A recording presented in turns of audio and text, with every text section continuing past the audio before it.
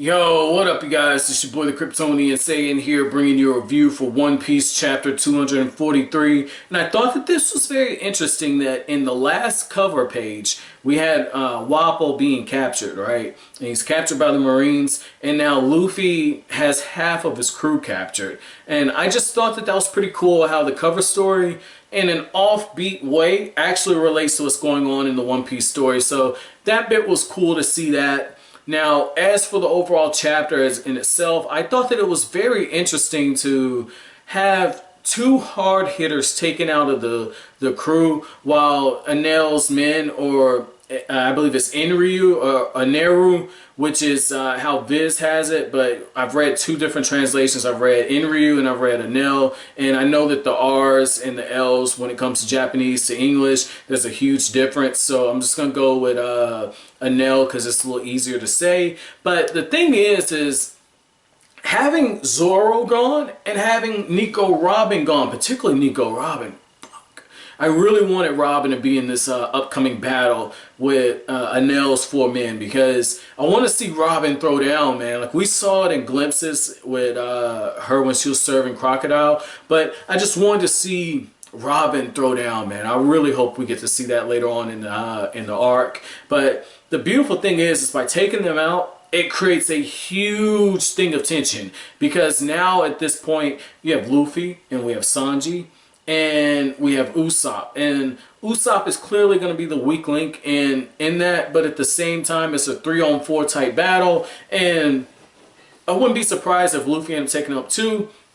But the thing is I really like this because Usopp, very quietly on a low-key type feel, Usopp is actually taking out some pretty impressive people during his fights. Granted, you could say they might be flukes, but this to give us a chance to actually see something special with Usopp, man. I'm all for it because I like the dude. Like, even in this chapter, when he's saying, I'm not really the carpenter, I'm the sharpshooter, but at the same time, I'm a Mr. Do Everything. I'm like a Swiss Army knife for the crew. If it wasn't for me, oh man, like they'd be up Ish Creek right now. So I guess you can call me that. But they also call me Captain Usopp, and I'm like, this dude's still going on with this, man. Usopp, I'm loving the guy, and I love how so easily this stuff just rolls off his tongue, man. And in a way, it is true. Not the Captain Usopp part, but just the fact that, Usopp is a Mr. Do Everything. But if I'm not mistaken, I believe Chopper was helping him make repairs to the Going Merry, or the Merry-Go, a few,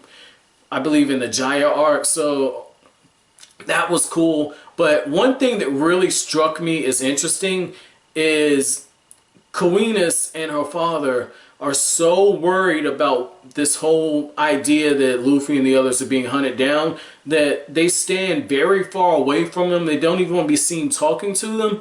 But this is why I have a little bit of a critique. They can't go from just being so worried about being caught helping them because of them being class 2 criminals to saying, oh sure, I'll give you the supplies, you can come get our food, and we'll be in the same house and we'll be cozy. Like, there's a little bit of an inconsistency there, but at the same time, I'm just gonna give Oda a pass with this. Normally I wouldn't do that, but the reason I'm gonna give him a pass is I'm just gonna chalk this up to Luffy's lovable personality. Luffy's able to grab people and win them over, so I'm gonna chalk that up on that, because if you go back, this is actually consistent. If you go back to when Iron Fist and Kobe were kind of involved, this is when I believe the Zoro stuff was going on, and you basically had Kobe helping Luffy at the expense of his own dream, and Luffy pays it back for him. Luffy has it set up like, oh, he's not part of my crew, etc., etc., etc., and he basically sacrifices himself in a way in order to have Kobe reach his dream. So that's kind of what I'm taking this, and if that's the case, I like how Oda's reaching back for stuff he's already done. Like in the Jaya arc, it really felt like this was Romance Dawn all over again, and now it really feels like we're getting the same arc when Zoro was introduced. So this is interesting. I'd actually be interested to know, and you can tell me in this. No, don't tell me. I'm just going to think out loud. But I wouldn't be surprised if we met another member of Luffy's crew at this point, because I feel like there's some foreshadowing when you just look at it from that perspective, and then you look at the fact that Usopp says we don't have a carpenter yet. I know Luffy wanted a musician, but a carpenter could help as well. So I wouldn't be surprised, because it seems like Oda's laying down a few things, and I've said before, I pay attention to language, and I don't think that Usopp spoke that dialogue for no reason. There's going to be another member of the crew added, and if that's the case, I wouldn't be against it, because the thing is if you look at it, nobody expected to get Nico Robin. She's an archaeologist, okay? And this comes after Luffy says we need a doctor and we need a carpenter. And in order to offset for balance reasons or equilibrium, we already got one part to that. We got the archaeologist. So now we need one more. So it will be the carpenter to balance out what Luffy wants and then what Luffy's going to get. So I wouldn't be surprised if there's 3 more members of the crew. The nurse, not the nurse, we already got the doctor, but the musician, or 2 more members of the crew, the musician and the carpenter. I'm expecting 2 more members, but the thing is I'm looking at that and I'm okay with it, but then Oda immediately covers it up, man. I call it like a bait and switch. You know, Oda throws the foreshadowing in there. He has some very serious stuff going on, and then he has these slice of life moments that are so rich and entertaining that you almost stop paying attention to the little breadcrumbs that he drops. And I really feel like, you know, a lot of you guys, when you tell me like, oh man, I didn't know Oda was doing this way back during this, I really feel like that's how he gets away with it, because he does so many other things so well that you kind of just get absorbed in the story. And I've said it multiple times before, I have to catch myself a few times, because sometimes when I'm thinking to do the reviews, because I've just read the chapter, I'm sitting there and I'm going, damn, this is so hype. And even though I have like the whiteboard and I'm looking at the points I've made, at the same time I'm going, damn man, like I don't even want to talk about that stuff now. I want to focus on this. So that's what I'm saying. Oda can do that to you, man. I really feel like I'm back in middle school and experiencing Dragon Ball for the first time, man. Like, that's how I feel at this point. And obviously the name's Kryptonian Saiyan, or Saiyajin if we go by the Japanese pronunciation, but that should tell you that like One Piece is getting elevated for me when I'm getting this excited at this point. And I like one other thing, and this is actually my favorite part of the whole chapter, which is when Sanji is making like their bento boxes, and Koinis, his father, says like, damn,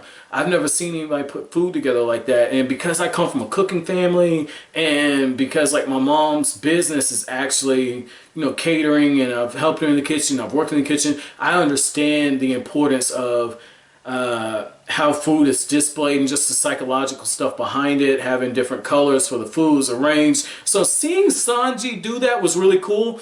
And just a tip for some of my younger viewers, and I know for the people who watch my channel, if I go by demographics, the demographics are more 24 to I think 31. So I've got the older cats, but I know like in the One Piece videos, the demographics are more teenage to early 20s. So this is who I'm talking to. So the thing is the way Sanji flips this, and he says like, hey, you know, I made this for you, Koinis, and he's like, I really believe that food should be aesthetically pleasing. And the way Sanji flips it, just to drop a gem for you, you know, for some of you dudes, you know, if you ever learn how to cook, that's a huge turn on for a lot of women, especially in with millennials in our generation. You know, the thing you got to look at is a lot of like millennial women, they can't cook. They really can't cook. That is a lost art. So if you're a dude and you're able to cook, dude, that's going to earn you so many brownie points, man. That's going to earn a lot of brownie points. And Sanji just delivers it in such a smooth way, man. The way that he gives it a box, and he's appealing to different senses with her, because now he's gotten her all the way invested, and now he's grabbed her attention. You know, he did everything that's, you know, tell a buddy of mine who has trouble approaching women, use what's around you in order to break the ice. And Sanji's just a flirt altogether, okay? So I like how that happens, and Luffy just shows up, and Luffy majorly cockblocks the dude. He's just like, I don't care how food looks, it all looks the same going in. And it's just like, You have no idea what you just did, man. I was rooting for Sanji at this point. The same dude who has no loyalty when it comes to women. Because he's like, Nami put on a shirt. And even Usopp has to say, they just got captured, you idiot. And you're worried about the fact that Nami doesn't have the shirt on. And I like that because a few chapters ago, which I'm sure that chapter review definitely set a lot of you guys off. I'm willing to bet. Like, I just sent out a tweet like, oh boy, you know, this chapter review, it's probably gonna piss some people off. Like, this is Oda poking fun at the fan service because he put the shirt on and then Sanji's just like, she put a shirt on. Like, this is Oda making fun of it, man. That's why I mess with Oda. Like, I like the way that he does this, man. I even said in that chapter, like, look, it really feels like Oda's just making fun of the fact that he's using fan service. So that was cool. Like, so many different things are working in this chapter. My chapter question for you guys is going to be, what, in hindsight, okay, leaving the names out of it, in hindsight, what matchups were you most interested? Well, you know what, since I'm going to be pre-recording this, you can put it in here. What matchups were you most anticipating when it came to the 4 guards of Enel and the remaining members of the Straw Hat crew? What matchups were you anticipating and which ones do you think I'll enjoy? But as always, guys, if you like anything I had to say, hit that like button, comment, rate, subscribe, share. I will greatly appreciate it. As always, thank you for watching Kryptonian Saiyan.